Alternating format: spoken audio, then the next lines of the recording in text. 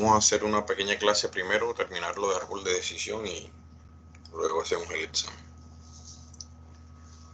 El último que habíamos mirado era lo de valor esperado de la información perfecta. Lo aplicamos para el ejercicio que veníamos trabajando. Y luego hablamos del valor esperado de la experimentación que se dejó para estudiar. Habló un poco de él, se dejó de tarea. El siguiente tema es el llamado árbol de decisión. Bien, que es la cuarta sección de esta temática de teoría de la decisión que estamos mirando en el contenido que habíamos mostrado al principio. ¿Qué es el árbol de decisión? Es una forma de representar gráficamente un problema de decisión después de haber hecho ya todos los cálculos que hemos mirado anteriormente, sobre todo con el criterio del valor esperado. Uno, mediante un árbol y unas ramificaciones, presenta las diferentes alternativas que tiene un decisor, un tomador de decisiones, y los posibles estados de naturaleza que se pueden presentar.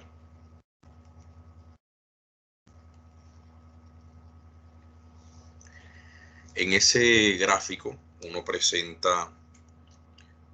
agrega también las probabilidades de suceder de cada uno de esos estados de naturaleza y también la ganancia o el pago esperado recibido por el decisor, y pues como va mostrando los efectos que va teniendo cada alternativa que se decida y según también los posibles resultados de la naturaleza. Eso permite que el decisor pueda tener un panorama general de esas combinaciones de decisiones y estados de naturaleza y tener el criterio allí del pago esperado para decidir mejor qué alternativa debe escoger dependiendo los casos de estados de naturaleza que se presenten. ¿Ya?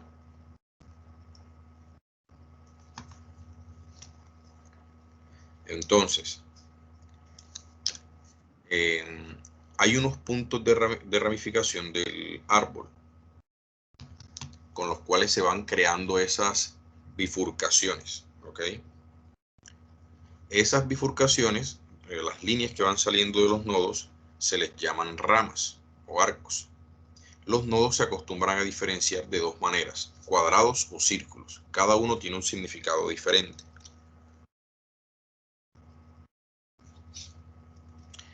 Un nodo de decisión que es representado por un cuadrado es el que indica que allí se presenta una posibilidad de decisión y que salen de allí varias alternativas. Mientras que el que se representa con un círculo es el que indica que allí se da un evento que es aleatorio y que hace parte como de la naturaleza, y es donde se va a dar un estado de naturaleza allí. ¿Ya? Denme un momento, ya va, estoy haciendo algo aquí.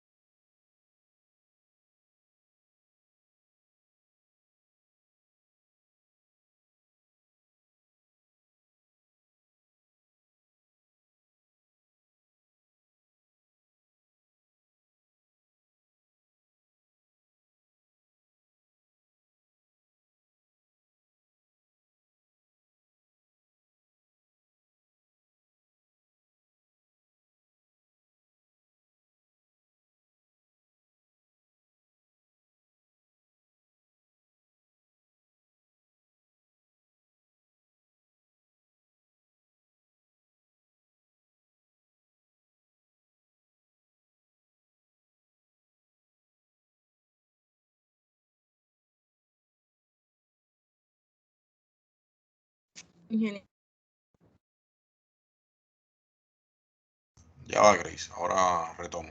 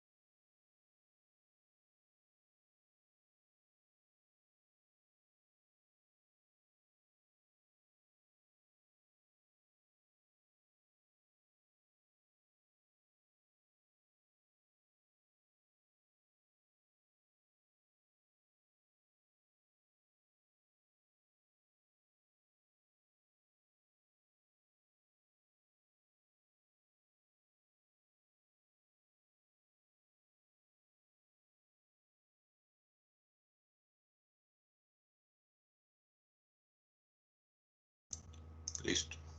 Ok.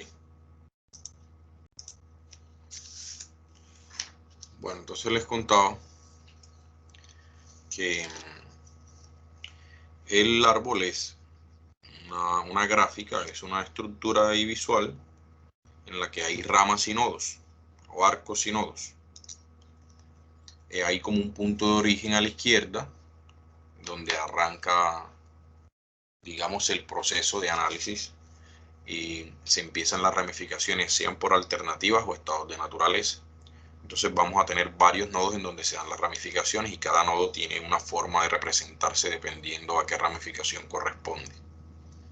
Si es un nodo para decisiones, es un cuadrado, y si es un nodo para estados de naturaleza, es un círculo. Para el ejemplo que hicimos, ¿cómo sería? Pues vamos a ver acá en lo último que nosotros teníamos del ejercicio. Recordemos que nuestro ejercicio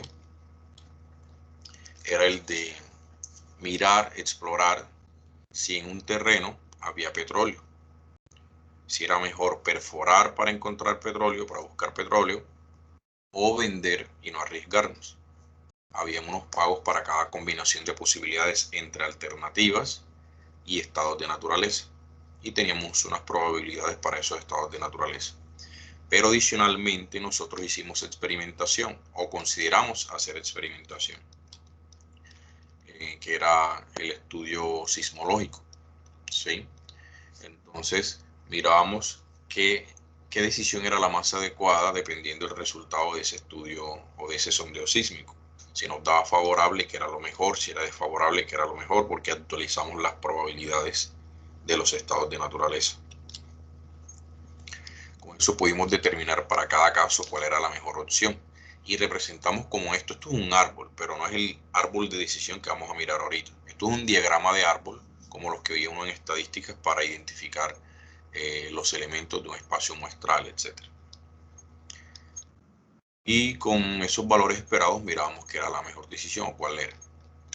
Entonces, cuando estamos frente al escenario del petróleo, del terreno, ¿qué es lo primero que nos toca decidir? Lo primero que hay que hacer es decidir si vamos a hacer experimentación o no, ¿cierto? Después de la experimentación y los resultados de los sondeos sísmicos, uno decide si va a vender o no. Y dependiendo de eso puede suceder que haya petróleo o no, y van a haber unos resultados diferentes. Entonces vean, como es un nodo de decisión, es un cuadrado, y se presentan dos alternativas de decisión en este ejercicio: hacer un sondeo sísmico o no hacer el sondeo sísmico, o sea, experimentar o no experimentar. Para el caso de la experimentación, se pueden presentar dos posibilidades que son de estados de naturaleza, o sea, no son el estado de naturaleza del problema de hablar de que haya petróleo o no, pero son cosas naturales y que son eventos aleatorios que nosotros no controlamos. Nosotros decidimos si hacemos el sondeo sísmico o no, pero el resultado no está bajo nuestro control. Es una cuestión aleatoria, ya que nosotros no podemos predecir con total certeza qué va a resultar del estudio. Entonces, por eso aquí aparece un nodo circular. Y son dos ramas, porque ese estudio nos puede botar solo dos respuestas. En otro ejemplo podría ser de más respuestas, entonces son más ramas, pero en este son nuevamente dos. Entonces, nodo cuadrado para indicar que aquí se da una decisión, decido si hago experimento o no. Nodo circular para indicar que aquí se da un evento aleatorio. Sin sondeo sísmico no vuelve a generar un nodo para mostrar esto, porque sin sondeo sísmico no nos va a votar desfavorable o favorable. No tiene sentido, porque si no hice experimento, no aplica eso de desfavorable o favorable. Eso aplica es cuando hay sondeo sísmico. Para cada uno de estos casos, si el sondeo sísmico es desfavorable, yo voy a estar pensando en perforar o vender. Si es favorable, también tengo que decidir si perforar o vender. Y aunque no haga sondeo sísmico, pues yo tengo de una la pregunta, la cuestión de perforar o vender. Por eso son nodos cuadrados, porque son de decisión. Entonces llegamos decisión, evento aleatorio, otra vez decisión. Estamos ahora en este tercer nivel. para cada una de estas opciones en que yo decida perforar o vender, se va a presentar otro evento aleatorio, ¿cuál? Que haya petróleo o no, o que el pozo esté seco. Entonces, en perforar, petróleo seco. Siempre que sea perforar hay petróleo seco. En vender, esas dos opciones existen, sí, pero a mí me dan igual. ¿Por qué? Porque como vendí, no me interesa si hay petróleo o no, porque el pago que voy a recibir es el mismo. Si hubiese alguna diferencia, yo tendría que hacer esa ramificación aquí también.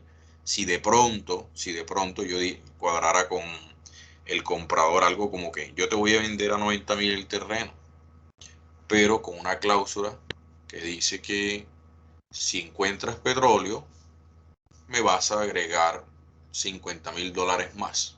Si no, pues quedan 90.000. Algo así, por dar un ejemplo. De esa manera, eh, cuando decido vender, sí va a tener diferencia para mí que el comprador encuentre petróleo o no. Pero en este caso no, porque el pago que recibo al vender, haya petróleo o no, es el mismo, 90.000 en la tabla que nos dieron. Por eso en el único que se ramifica para eventos aleatorios a petróleo seco es cuando decido perforar en algunos de estos nodos. ¿Ok? ¿Todo claro hasta aquí?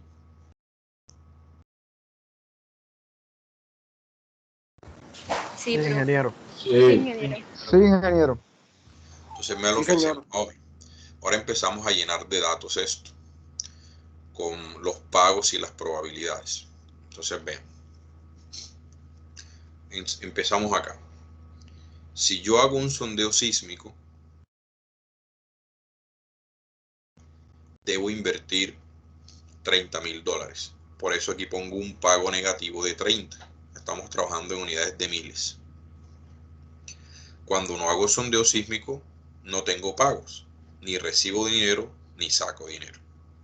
Vamos a irnos por esta ramificación primero. Me voy por la opción de sin sondeo sísmico, suponiendo que decidí no hacer experimentación. No pagué nada, ni recibí dinero. Viene la opción de perforar o vender. Si yo decido vender, recibo $90.000, que es lo que cuesta el terreno o el precio de venta. Si decido perforar, voy a gastar 100.000 en el proceso de perforación. Eso lo tenemos de información en el ejercicio. Y nos decían que perforar costaba 100. Se vienen las opciones de petróleo o seco.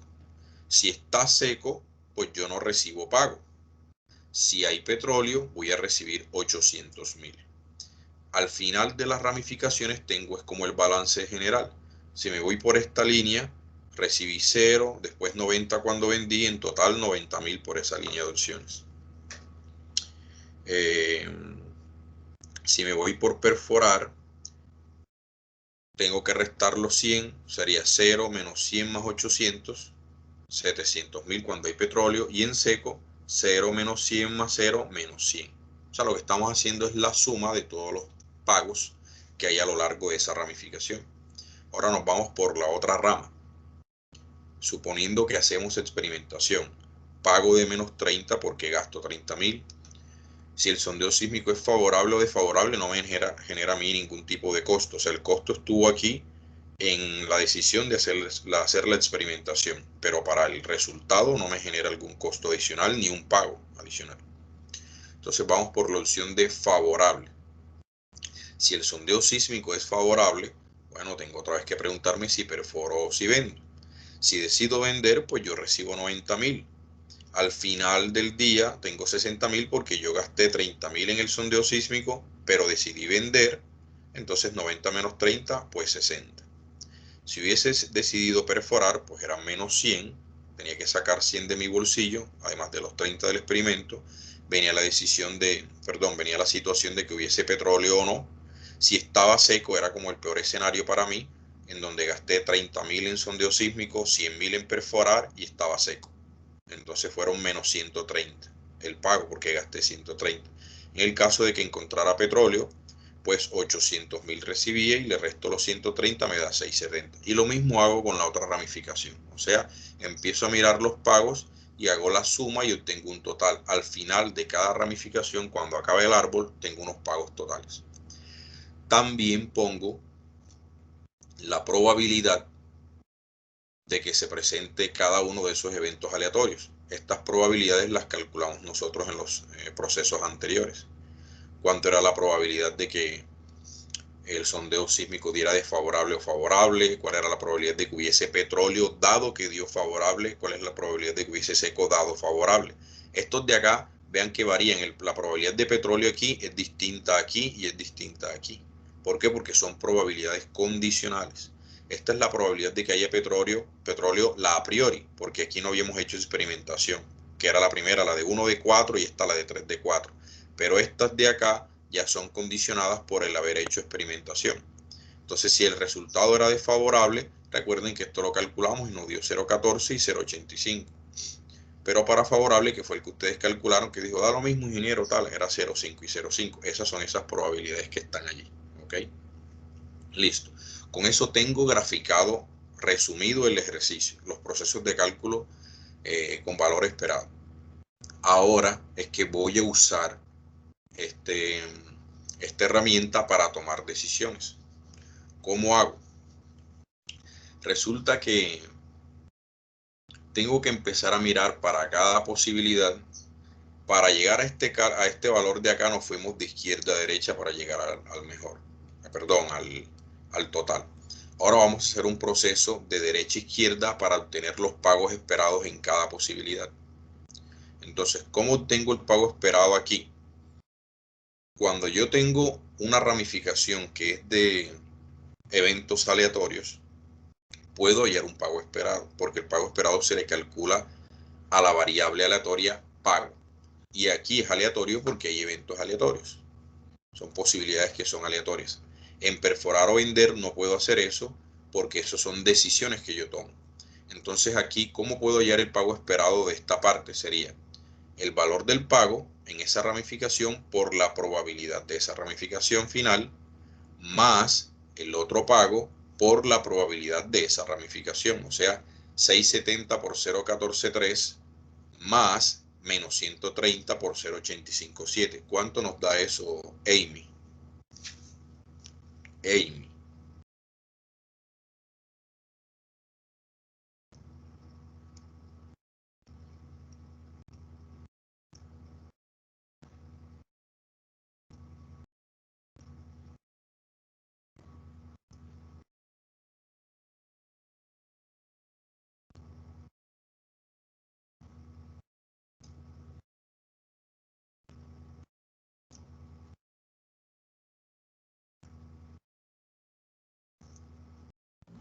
$110.5. ¿Les da a los demás lo mismo?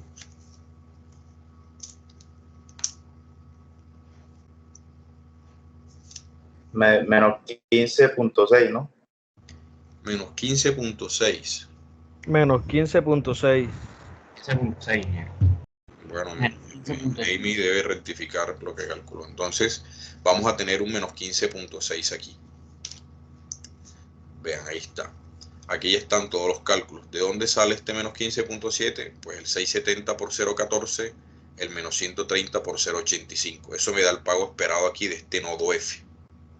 Luego, tengo este menos 15.7, entonces esta rama de perforar me da un valor esperado de menos 15.7 y la de vender me da un pago esperado de 60. ¿Cuál es más grande entre los dos? O sea, ¿cuál es mejor opción? Pues el 60. Entonces aquí en lo de perforar o vender, yo prefiero vender porque es 60 y le pongo 60 y vean, bloqueo ya o tacho esta opción de perforar. O sea, queda vetada para mí esta ramificación. ¿Ya? Porque ahí el pago esperado esto del nodo F, que es donde se da petróleo seco, me dio negativo. En vender sé que es 60 al final del día porque ya le resté el sondeo sísmico de la experimentación y comparo entre 60 y menos 15.7, 60 es más grande, me quedo con 60, entonces me quedo con vender, veto perforar. Hago el mismo análisis ahora acá, vamos de los extremos hacia adentro. Entonces cojo acá 670 por 0,5 más menos 130 por 0,5, eso me da 270. Entonces voy a comparar ahora el 270, ¿cómo?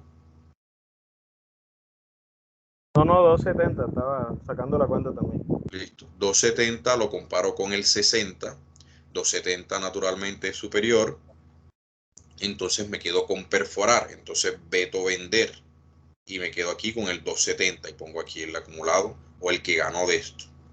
Hago lo mismo acá, 700 por punto 25 menos 100 por punto 75, lo sumo y eso me da 100. Comparo 100 con 90, 100 es mayor, entonces veto vender y me quedo con el 100. Entonces ahora tengo 60, 270 y 100. Me concentro en esas tres ramas. Como aquí hay aleatoriedad, calculo valor esperado. Sería 60 por 0,7 más 270 por 0,3. Eso me da 123. Por este lado tengo el 100. No tengo que calcular valor esperado aquí porque aquí no hay ramificación. Es simplemente 100. Comparo el 123 con el 100. ¿Cuál es mayor? Pues el 123. Por lo tanto, veto en la ramificación de sin sondeo sísmico y me quedo con el 123. ¿Cómo interpreto o cómo leo este árbol de decisión ahora? Me voy de izquierda a derecha y dice, bueno, cuando usted se pregunte si va a hacer experimentación o no, lo mejor es hacerla. ¿Por qué? Porque ya ve todo el no hacer sondeo sísmico. Entonces lo mejor es hacerla. Listo. Dentro de eso, dependiendo si el sondeo sísmico le da desfavorable o favorable, tiene que tomar una decisión diferente. Por ejemplo, si el sondeo sísmico le da desfavorable, usted tiene vetado perforar, lo que debe hacer es vender. Y si el sondeo sísmico le da favorable, tiene vetado vender, lo que debe hacer es perforar. Ya, porque en promedio esa es la mejor opción. Entonces le está dando como un resumen o una ruta de decisión a la persona o a usted mismo. ¿Qué debe hacer desde un principio y para cada caso de aleatoriedad, qué debe hacer? ¿Sí? Es como si resumiéramos todo y se tuviese una ruta final de lo que se debe hacer en cada caso. Desde el principio en cuanto a la toma de experimentación Ingeniero. y las otras decisiones dependiendo de los resultados de la naturaleza. Cuéntame. Bueno, aquí en este caso de que se haga el sondeo sísmico, sea favorable y se elija perforar, pero que no haya petróleo, el pago sería de menos 130, o sea que no habría pago. ¿De cuál me está hablando? ¿Cómo se interpreta eso? Aquí en la opción de que se haga sondeo, de que sea favorable, de que se perfore, pero de que no se encuentre petróleo. Ajá, quiere decir que usted perdió 130. Eso es lo que significa. Por eso, sí, yo entiendo eso. Pero Ajá, entonces esa aún sería una de las mejores opciones, sabiendo que es pérdida. ajá, porque no está considerando los 670 también. O sea, es que usted no puede suponer que si hay seco va a perder, entonces esta aún así es la mejor opción. Es que esta es la mejor porque se está considerando el pago esperado. Estamos basándonos en el criterio del valor esperado. Y con el criterio del valor esperado en promedio, con esta situación, con estas probabilidades de que haya petróleo y seco, que son las mismas, dado de que el sondeo sísmico dio favorable, el pago esperado es 270 y es superior al que yo recibiría al vender, que es 60. Entonces, claramente, entre esas dos cosas es mejor perforar, porque el promedio del pago es superior en perforar que en vender. Que si existe la posibilidad de que al perforar esté seco, pues por supuesto, es una posibilidad y es un riesgo. Lo que nos está diciendo esta cantidad es que a pesar del riesgo en promedio es superior. Es lo que estuvimos discutiendo la clase anterior. Es que si yo repitiera este proceso muchas veces, en promedio voy a estar ganando. A veces perderé, a veces ganaré, pero en promedio voy a estar ganando 270 al sumar las pérdidas y las ganancias. Eso es lo que Profe, significa. Entonces aquí nos estamos basando en probabilidades y promedios para tomar la decisión. Entonces esto nos está diciendo, vea, si usted hace sondeo sísmico y le llega a salir favorable, lo más inteligente es perforar, basándonos en el promedio del pago, que el pago esperado sería de 270, es mayor que 60 si usted vende. Si usted quiere ir a la fija, pues lo que tiene que hacer desde un principio es vender, ni siquiera hacer sondeo sísmico, sino irse por aquí, 90. O sea, siendo pesimista, pues vaya y venda, asegúrese, ya. Pero si quiere considerar los riesgos y las ganancias que se pueden dar, teniendo en cuenta las probabilidades, entonces dependiendo del sondeo sísmico, por ejemplo, si le da favorable, definitivamente venda. Pero si le da favorable, perfore, porque las probabilidades quedan a favor suyo. Y la ganancia, bueno, esta probabilidad aquí da lo mismo, pero como es mucho más lo que se gana habiendo petróleo que en seco, pues la balanza se inclina hacia perforar.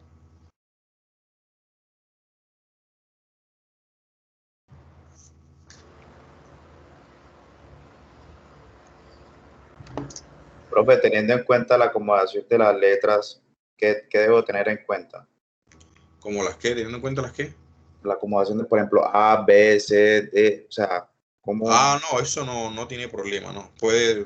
Los pone uno como en el orden que los va creando, pues, ya o como en el nivel, como A, otro siguiente nivel de nodos B, otro C, D, E, pero ¿para qué? Para darle nombres a los nodos y decir, miren el nodo G, que tal cosa, lo comparamos con el nodo F, eso es todo, pero no tiene ningún tipo como de patrón asociado al evento o a la toma de decisión o nada, ¿no? Simplemente es un nombre. Pudo ser números también, pero para no confundir con los otros números de afuera, le pone una letra, pero no importa. No importa ese nombre allí.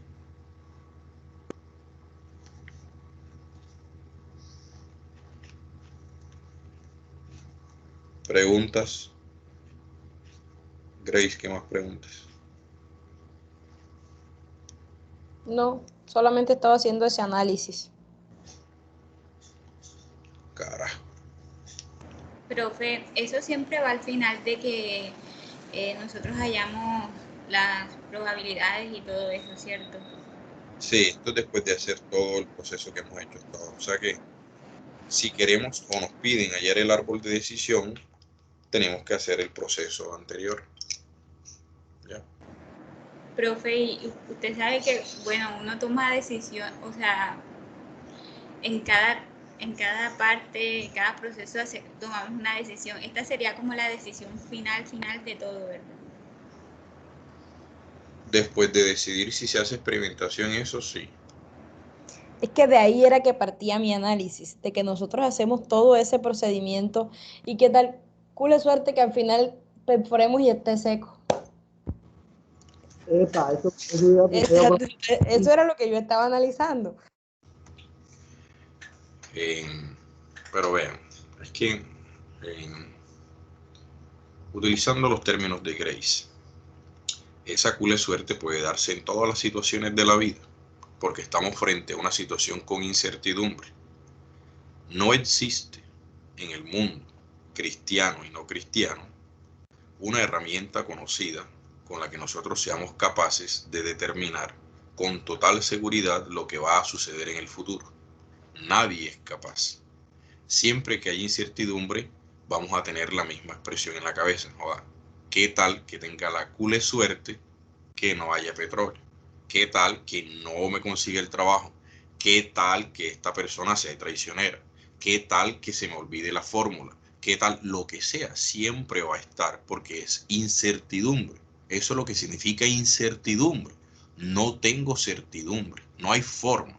Ninguna herramienta estadística, que es la ciencia que se encarga de estudiar la aleatoriedad, va a ser capaz de decirle a usted la mejor decisión es perforar ahora con toda seguridad porque ahí hay petróleo, te lo juro por Dios santo.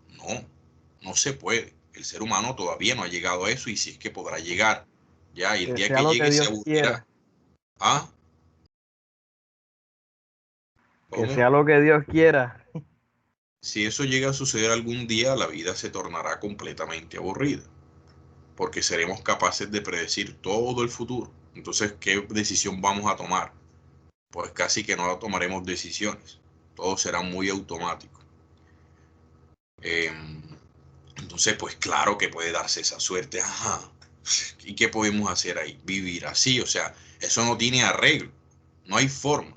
Ni siquiera los clarividentes. No importa la bola de cristal que usted se consiga, no va a ser capaz de hacerlo.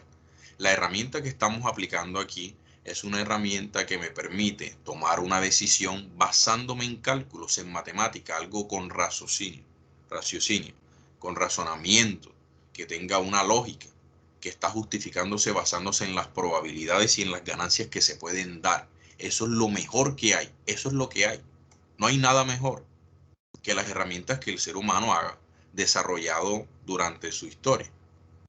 Entonces también puede darse, ¿qué tal que yo venda y cule leche que haya petróleo? Joda, eso sí me va a doler. Es lo mismo, es lo mismo. ¿Qué tal que eso pase? Le dolería que usted haya vendido y había petróleo. Y se iba a tapar de plata porque no eran unos cuantos $90,000. Iban a ser millones los que, eran $800,000 lo que iba a reventar. Es una diferencia enorme.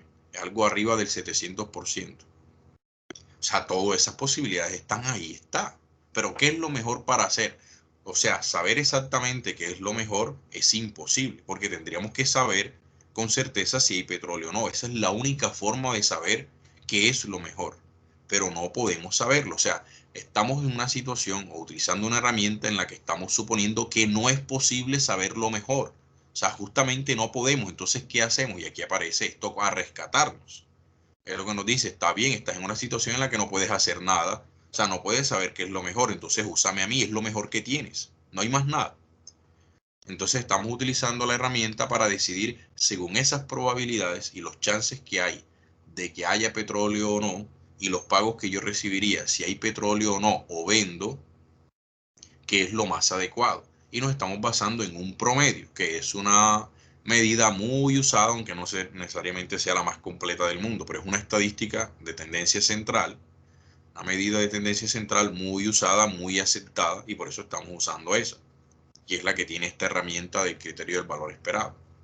Entonces, cuando aquí decimos lo mejor, si el caso le da favorable, es perforar, no es que usted esté tranquilo que usted va a encontrar petróleo. No, eso no es lo que estamos diciendo y no lo podemos decir y nadie lo puede decir. Solamente Yahvé Jehová. De resto, los mortales no. No podemos. Porque no podemos saber si hay petróleo o no. Entonces, partiendo del supuesto de que no somos capaces de saber eso, con lo que hay, ¿qué sería lo aparentemente mejor? Considerando las probabilidades. Eso es lo que estamos haciendo aquí. Es todo. Entonces, ese tipo de análisis, que no es realmente que estén haciendo un análisis para tomar decisión, sino como esa crítica o esa reserva o ese temor, esa disposición de que no sé, no me siento convencido de que sea lo mejor, es normal, pero también la hay para el caso de vender. Como usted dice, no, yo mejor vendería. Bueno, y si vende y hay petróleo, pero más seguro de no perder. Bueno, eso es un criterio pesimista y es válido. No está mal, es válido. Para eso existe el criterio Minimax, el criterio del pesimista. Vean que es uno que está oficialmente conocido y está en los textos. El criterio del pesimista. Mire lo peor que puede pasar en cada caso y coja lo mejorcito de lo peor. Eso es el criterio del pesimista. Entonces depende de la propensión al riesgo que tiene cada uno, la adversión al riesgo. Y lo que hablamos, eso ya lo discutimos, es la misma discusión que ya tuvimos sobre, depende si cuánta plata tengo yo, si yo tengo muchos terrenos, qué es riesgoso para mí, qué tanto, qué son 2.000 pesos para mí, puede no ser mucho dinero, pero depende de cuánto estoy recibiendo yo mensualmente por mi salario, y 2.000 pesos para otra persona puede ser una gran cantidad de dinero, como para mí $90.000 o si perder $130.000 es mucha plata. Me quedo, o sea, no tengo ni para pagarla. Tengo que trabajar, no sé, 2 vidas. Y para otra persona, pues eso es como los 2.000 que son para mí hoy. Entonces, eso es relativo. Entonces, no podemos como juzgar eso aquí, decir que entonces es mala o que es una mala decisión porque, ay, ¿qué tal que no hay? Esa pregunta siempre la vamos a tener. Entonces, estos cálculos nos permiten es mirar, según los chances y los pagos, qué opción en promedio es mejor. Y recuerden las explicaciones que he hecho sobre el significado de pago esperado. Cuando hablamos de pago esperado estamos hablando de una media aritmética, de un promedio. Y el promedio tiene como significado es que si yo repitiera esta situación muchas veces, muchas es cuántas, muchas, piensen en un número, bueno, más que eso, más que la cantidad de veces que usted se imaginó, muchas veces, el infinito. El 50% de las veces que usted perfore va a haber petróleo y el 50% de las veces que usted perfore va a estar seco. Entonces no es que va a perder la mitad de las veces, el número de veces va a perder la mitad, pero no la mitad de la plata. ¿Por qué? Porque el pago en petróleo es superior. Entonces en promedio usted va a recibir 270. O sea, es rentable perforar cuando el sondeo sísmico dé favorable. Lo que sucede es que este escenario se nos puede presentar una sola vez. Entonces ya es decisión de uno. Si va a tomar una decisión sobre una situación que es una sola vez que se está dando, basándome en un criterio que tiene más sentido en repetición de escenarios. Entonces aquí lo que estamos es mostrando eso, lo que hay, qué es lo que existe, qué es lo que se ha desarrollado para situaciones de toma de decisión con incertidumbre. Ya, eso es lo que hay.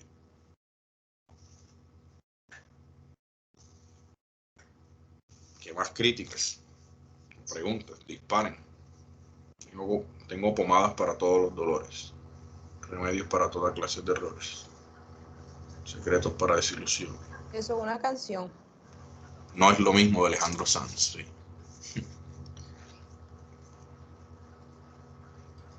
Profe, los porcentajes, ¿cómo se determinan? ¿Cuáles? De éxito. El petróleo 0.5, el seco 0.5, así. Eso. Esto los calculamos en la clase anterior utilizando lo de Bayesian. Estas son probabilidades a posteriores que se calcularon. Esta es la probabilidad de que haya petróleo dado que el sondeo sísmico dio favorable. Es una probabilidad condicional. Esta también es petróleo dado que haya dado desfavorable. Por eso es distinto. Varían dependiendo de la rama de la que proviene. Se las calculamos acá. Bueno, las de 0.5 y 0.5 fueron las que les puse a hacer. Yo acá les mostré estas. Que, a ver, yo no sé si lo tengo aquí abierto todavía. Lo abrí al rato. Este fue el archivo. Aquí están. Las hicimos con estos cálculos. Aquí encontré el 0.14 y el 0.85 que aparece acá. Sí, esas son las de la clase pasada, ¿no? Sí. 0.14 y 0.85 son esos. Y así ustedes les dije que hicieran y calcularon el 0.5 y el 0.5. No es lo mismo. Ajá. ¿Qué más preguntas o disparos?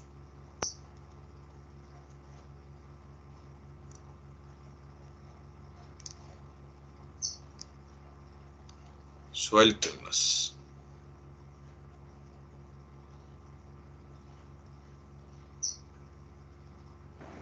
Profe, yo le quiero hacer una pregunta, pero no de esto, sino es que tengo una duda. Personal. ¿Estás viendo? Hombre. Cuénteme, María José, soy todo oídos. Cuando uno está haciendo la igualación de las ecuaciones para hallar los puntos para graficar, usted sabe que en el eje X va la probabilidad y de 0 a 1, ¿cierto? Sí, yo sé eso. Ajá. Entonces, si yo estoy haciendo esa igualación y las ecuaciones, o sea, ese resultado me da mayor que 1, eso está malo, ¿verdad? No. No está malo. No está malo. ¿Por qué no está mal? Es que no encuentro lógica porque usted dice que la probabilidad va de 0 a 1, entonces yo estuve haciendo unos ejercicios y aunque hice los cálculos varias veces, me daba un punto, o sea, una P mayor que 1. Y entonces no sabía cómo graficar, o sea, no sabía si estaba bien o mal porque, o sea, se pasaba de... Vamos a explicarlo.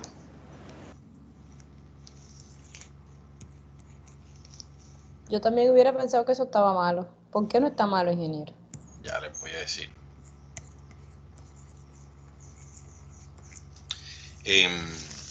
Recuerden que ustedes están graficando una ecuación lineal y la ecuación lineal, en teoría, no tiene ningún tipo de limitante. O sea, ella va hasta el infinito. Nosotros estamos dibujando en el primer cuadrante, pero porque sabemos que la P para nosotros significa probabilidad y la probabilidad no puede ser negativa.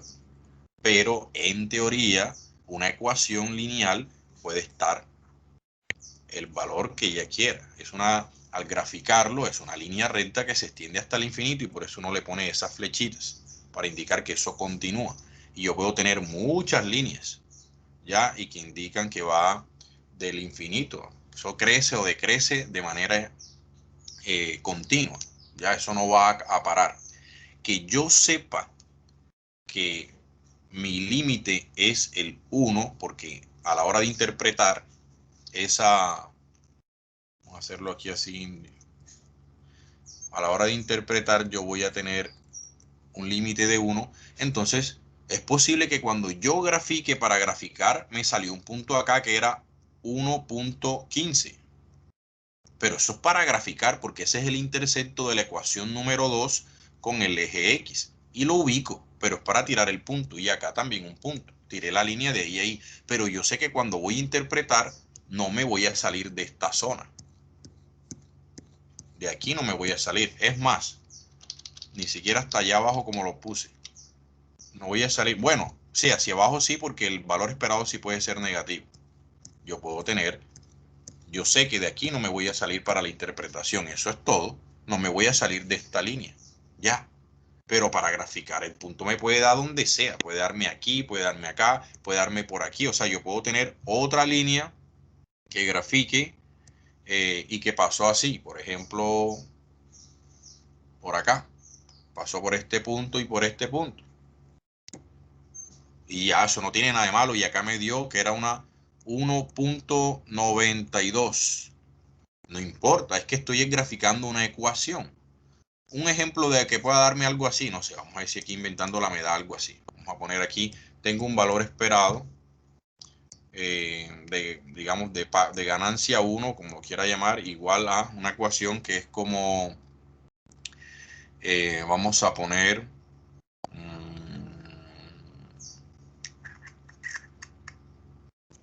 4 menos 2p.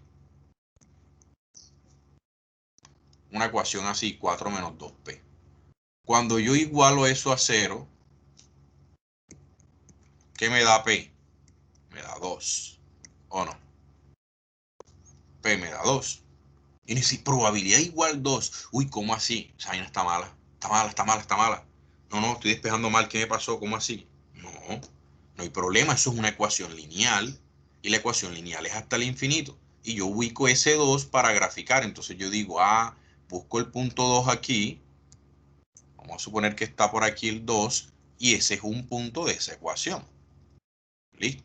Cuando él vale 0, cuando el eje Y vale 0, que es el valor esperado de la ganancia, la probabilidad vale 2. Ahora, busco el otro intercepto, digo que P vale 2. Si aquí P vale 2, ¿qué vale la ganancia? Vale 4. Entonces busco acá el 4. Supongamos que está por aquí el 4, por inventar. Entonces yo voy a tirar una línea recta aquí. Esa es otra ecuación, pasó por ahí. Esa es la ecuación número 4. Ya. Yo puedo graficarla. Ahí se salió del 1, no importa. Es que estoy graficando una ecuación lineal. Que yo sé que esa P para mí en el rango 0,1 tiene interpretación probabilidad. Pero es una ecuación lineal cualquiera. Incluso puede darme negativo. ¿Y cómo así esto para acá, para los negativos? Sí, un valor esperado negativo. Ya lo hemos visto cuando, pues, cuando está perdiendo en promedio el decisor con la alternativa que está considerando. Cuando hay esa probabilidad. Ya después yo me concentro en este rango que hemos marcado aquí para hacer la interpretación y empiezo a mirar puntos de intersección, que si se me puede dar un punto de intersección fuera del 1, también, vean, aquí hay un punto de intersección Eso de dos era lo rectas que, que está fuera del rango. ¿Y qué? eso ¿Cuál es era el lo que problema? estaba No preguntando. importa, no importa, ¿por qué? Porque a mí me interesa es de aquí para acá. Eso para allá no me importa, no me importa, no me importa, no me importa. A mí me interesa aquí, hasta el infinito, hasta el infinito. Pero no me salgo del 0,1. Eso es lo que a mí me interesa. Ya. Entonces, este intercepto, ¿para qué lo voy allá? No me sirve para nada.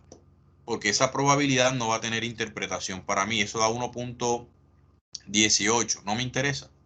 Me interesan los interceptos que se dieron aquí, aquí, aquí, que es las líneas que están acá. Para yo mirar entonces rangos aquí con esto y decir, de aquí para acá gana esta. De aquí entre este gana esta. Y entre este gana tal. Y responder la conclusión.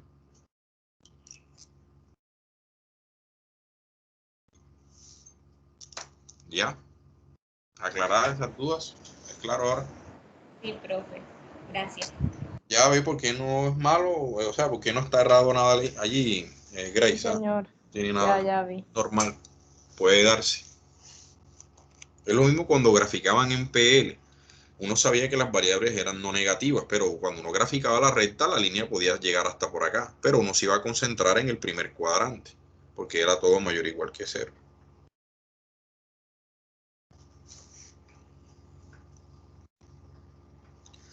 O sea, se cogen hasta los puntos que se den. ¿Cómo así, Amy Milán. O sea, de una línea a la otra línea, los que estén en medio. Eso es lo que ella pregunta más o menos, creo yo. O sea, O los sea, que hay estén que, en el rango. sí, los intersectos que estén en el espacio de Los que valores están de en el riesgo, intersecto. los que estén aquí en este dominio, en este rango, de 0 a 1, son los que me van a interesar para analizar de intersectos entre las líneas. Listo.